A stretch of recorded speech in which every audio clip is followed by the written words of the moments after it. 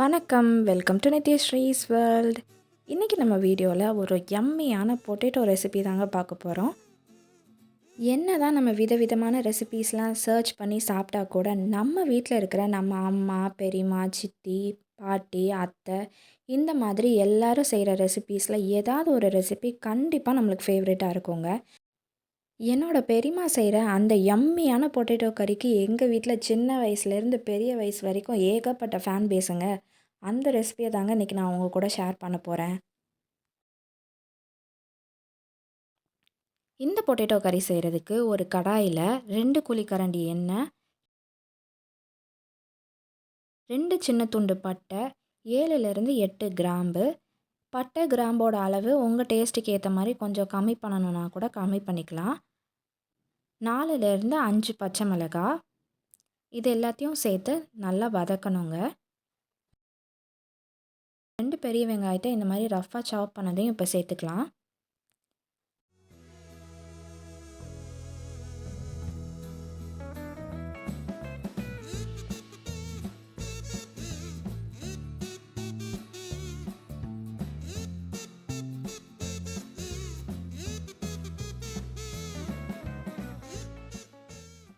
வெங்காயம் வதங்கிறதுக்காக கொஞ்சமாக கல்லுப்பு சேர்த்துக்கலாங்க. இந்த வெங்காயம் வதங்கிறதுக்குள்ளே ஒரு ட்ரிபிள் ஜி பேஸ்ட் ஒன்று ரெடி பண்ண போகிறாங்க. ஒரு மிக்சர் ஜாரில் ஒரு பச்சை மிளகாய், சின்ன துண்டு இஞ்சி, 5லேருந்து 6 பல் பூண்டு இதை சேர்த்து கொரப்பாக அரைச்சி எடுத்து வச்சுக்கணுங்க. இது தாங்க அந்த ட்ரிபிள் ஜி பேஸ்ட்டு. இது இந்த பொட்டேட்டோ கறிக்கு ஒரு டிஃப்ரெண்ட்டான ஃப்ளேவர் கொடுக்குது. இப்போ நம்ம ரெடி பண்ண ட்ரிபிள் ஜி பேஸ்ட்டையும் இதோட சேர்த்துடலாங்க. நம்ம வெங்காயமும் நல்லா வதங்கிடுச்சு. இப்போ நம்ம இது கூட ஒரே ஒரு தக்காளி மட்டும் கட் பண்ணி சேர்த்துக்க போகிறோம்.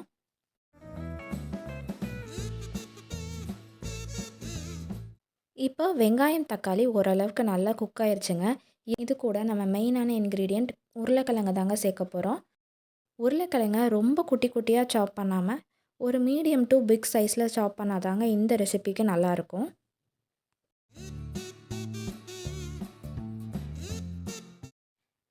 இப்போ இந்த உருளைக்கிழங்கு போட்டு நல்லா இந்த மசாலாவோட சேர அளவுக்கு மிக்ஸ் பண்ணியாச்சுங்க.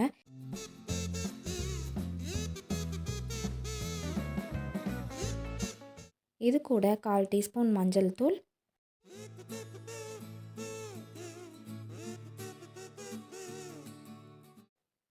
1 டீஸ்பூன் தனியாத்தூள், 2 டீஸ்பூன் மிளகாய்த்தூள். இதில் நம்ம ஆல்ரெடி பச்சை மிளகாய் வதக்கிறதுக்கும் சேர்த்துருக்கோங்க, அரைச்சும் போட்டிருக்கோம்.